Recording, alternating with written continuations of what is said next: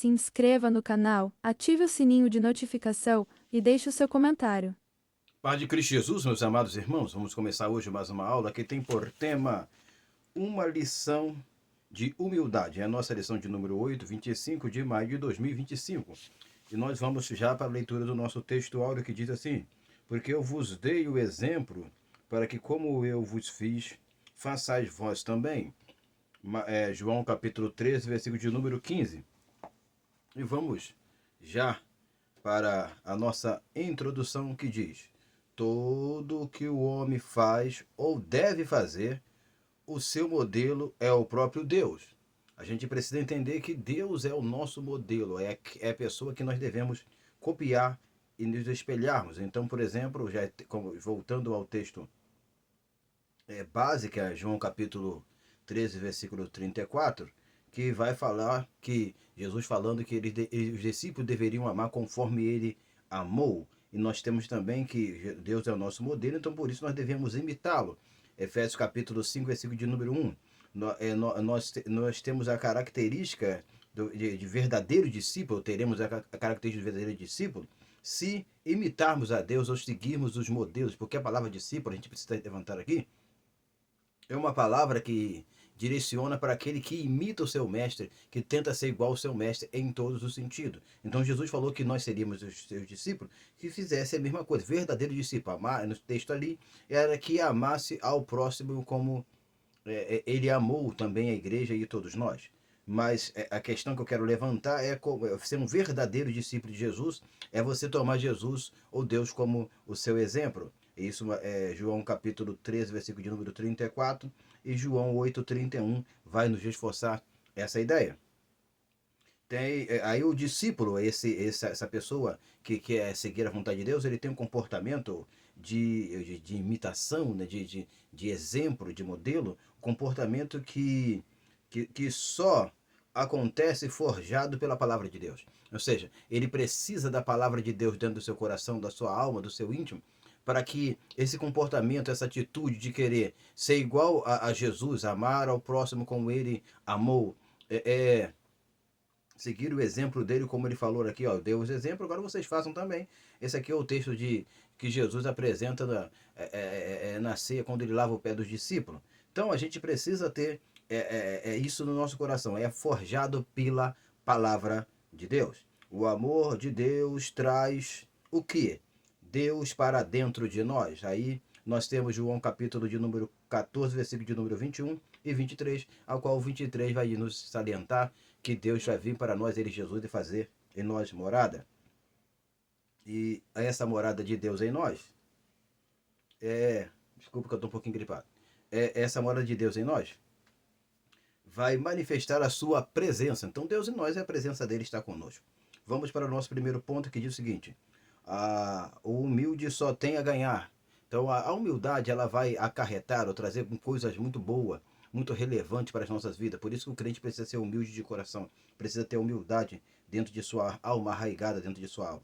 Então, voltando ao nosso tema, nosso primeiro ponto, que é o humilde só tem a ganhar. Nós temos, por exemplo, o texto básico que diz o seguinte: dá, porém, graça aos humildes. Tiago, capítulo 4, versículo de número 6. Se você pegar essa segunda parte, mas se você pegar a primeira parte, vai que ele dá a maior graça. Então, a graça maior, a condição maior de realizar a obra de Deus está na pessoa ser humilde. Deus condiciona ele a coisas que só a humildade pode absorver e ter.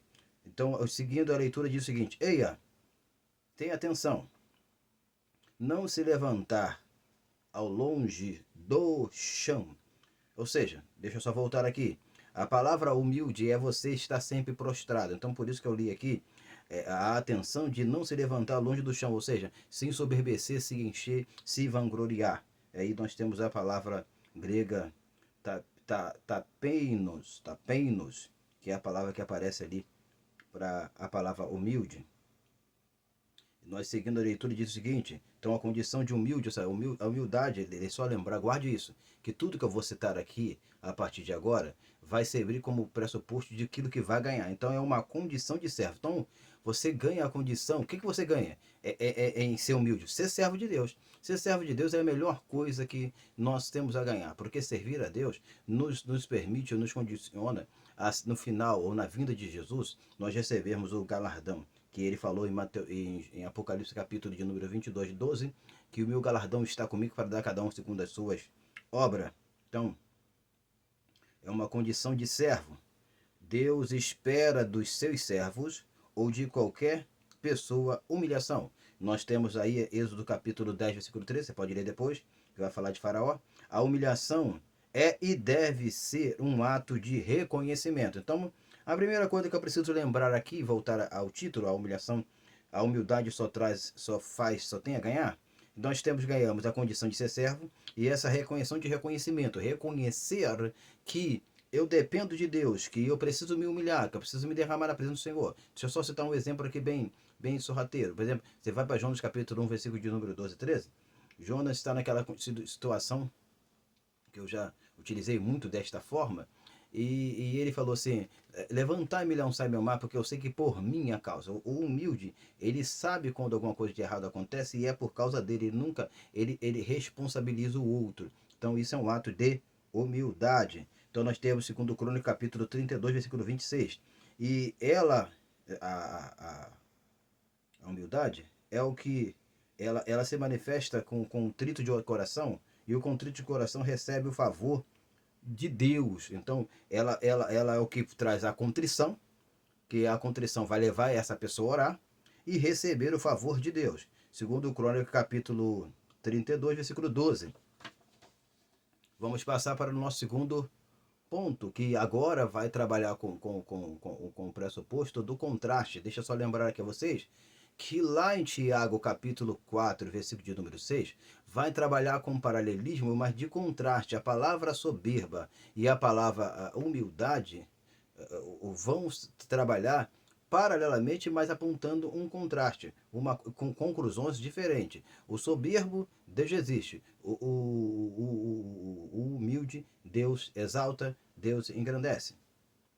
Então, o destruir, o resistir é significado de abater. O significado de exaltar é de engrandecer. Então, existe esse paralelismo ali no texto que a gente precisa observar, porque as posições são diferentes, mas são de contraste. Segundo ponto diz assim, a soberba e o seu desastre. Nós falamos que a humildade ela tem tudo a ganhar, só tem a ganhar. E a soberba ela só tem tudo a perder. Então ela é completamente desastrosa. Nós temos por o texto mesmo, temos o texto de Tiago, capítulo 4, versículo 6, e nós temos a Almeida atualizada, 93, que diz assim, Deus resiste aos soberbos. Aí, seguindo a leitura, o que vai nos apresentar é o seguinte, a condição do soberbo é resistência, ou seja, a primeira coisa que Deus faz com o soberbo é resistir o soberbo. Tá? Deus resiste o soberbo. Essa resistência é a falta da presença de Deus, de algumas manifestações de Deus na vida dessa tal pessoa, que é o soberbo.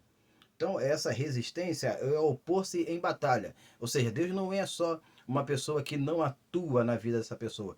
Deus não é só uma pessoa que não habita na vida dessa pessoa. Mas Deus é uma pessoa que se opõe direta e precisamente contra essa pessoa em batalha. Ou seja, Deus está lutando contra ele.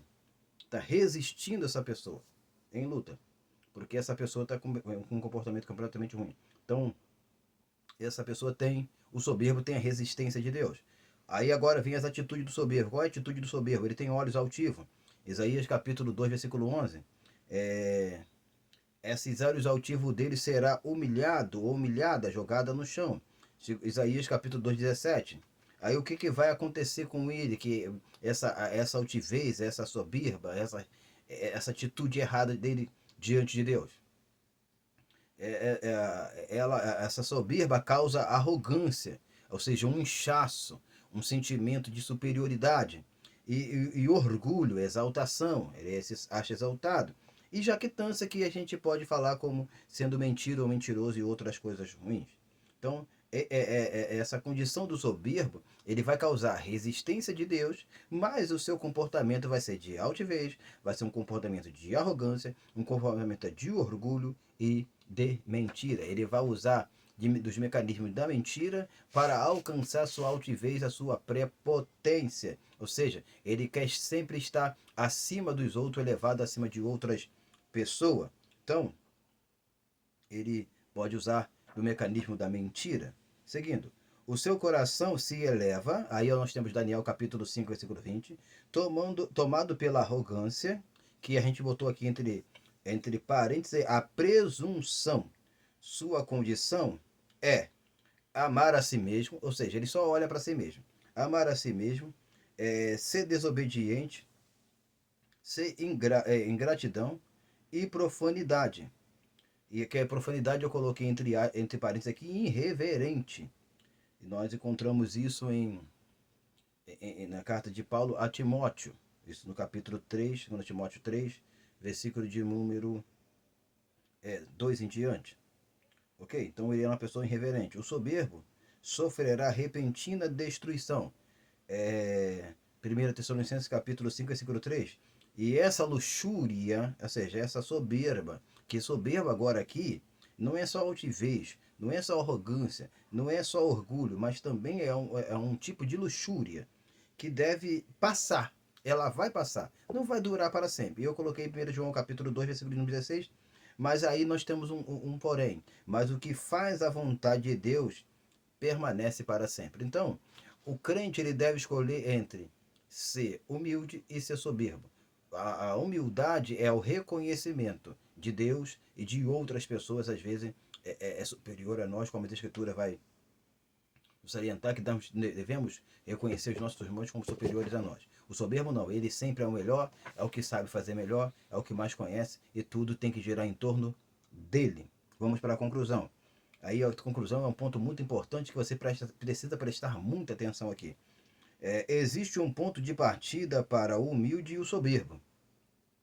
Qual é o ponto de partida? Deixa eu só frisar aqui.